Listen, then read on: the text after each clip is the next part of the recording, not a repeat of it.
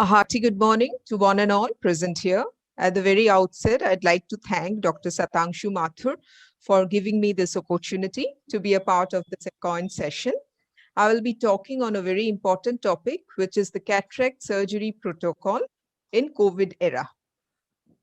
So first and foremost, we will talk about the American Academy of Ophthalmology guidelines on what are the role and interpretation of testing prior to surgery. So if the patient has no clinical suspicion of COVID, no exposure or no symptoms, we have to use standard surgical PPE. For a person who is RT-PCR positive, he is recommended to delay the surgery by 6 weeks. If he is RT-PCR negative, you can proceed with the surgery with standard PPE. Serology positive, we have to again go ahead and advise RT-PCR. Antigen negative, it is still not reliable, and we have to get an RT-PCR done. Post-vaccination, since we'll get too many patients now post-vaccination, they will still require an RT-PCR testing prior to surgery. What is the practice that we follow? We prefer to get an RT-PCR done, preferably within 72 hours window. If it is negative, we'll take up for surgery, and if it is positive, we'll defer the surgery. So post-COVID, what is the suggested wait time as recommended by the American Society of Anesthesiologists? The wait time should be 4 weeks if the patient was asymptomatic and recovered from mild non-respiratory symptom. Wait time of 6 weeks if patient had respiratory symptoms not requiring hospitalization. Wait time is increased to 8 to 10 weeks if the patient was symptomatic and had comorbidities like diabetes or immunocompromised. The wait time is 12 weeks if the patient was admitted to ICU due to COVID-19. So what is the protocol that we follow? 1 day prior to surgery, the patient is contacted to inquire about any symptoms of COVID. The entry is done after thermal screening, hand sanitizer. Only one attendant per patient is allowed. The street cloth has to be changed before entering the OR, and both patient and attendant will wear mask at all times. This is very important, and we do follow that.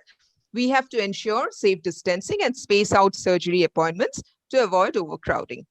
So on the day of surgery, what is the getup of the surgeon? The surgeon has to wear a double mask, a 3-ply mask, and over that an N95. Protective goggles is recommended, gloves of course, and the PPE is not the one that the medicine people wear while entering the COVID ward. Our standard surgical scrubs are good, and patient should wear mask all through. So this is the 5% povidone iodine that we put topically inside the patient's eye, and the scrubbing around the periorbita is done with 10% povidone iodine. Our hand washing is done with 7.5% povidone iodine, followed by alcohol rub. And the water has to be treated at the user end, and do use AquaGuard water to wash the hands. This is what the surgeon uses. First, a 3-ply mask, over that an N95, and do note that the upper end of the N95 is marked with leveled with a sellotape or a med pore. This is the eye protective goggles that we use. During the surgery, we have to ensure proper draping, spread viscoelastic over the cornea so that no risk of much aerosolization. At the end of surgery, discard disposables, and we avoid observers sitting at the observer scope. So this is how we also do the patient. Each patient is given a brand new 3-ply mask before they enter the OT. Upper end of the mask is again taped with a med pore tape, and it is cut flush to the skin so that there is no gap here. And we do the painting with 10% povidone iodine. And what we also do, one extra thing is we put betadine in this pouch here so that the fluid that comes here is mixed with betadine once it is aerosolized. This is also another type of mask, which is also quite safe. It is the 3M respirator. But for me, I don't find it too comfortable, so I use it in the OPD and in the OR, as I have already mentioned. This is this before, after each case, the OT table has to be cleaned with Bacillocid, and you have to space out the surgery. Good morning, and these are certain specific precautions which need to be taken. These are suggested by the AAO.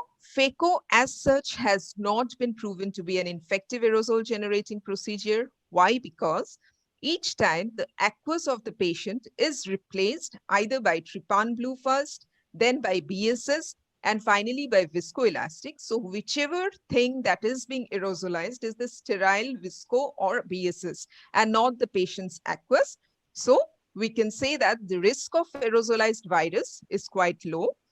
Some modification for post-operative care can be done by reducing the number of post-op visits, and you can take the help of teleophthalmology for that. Thank you very much for your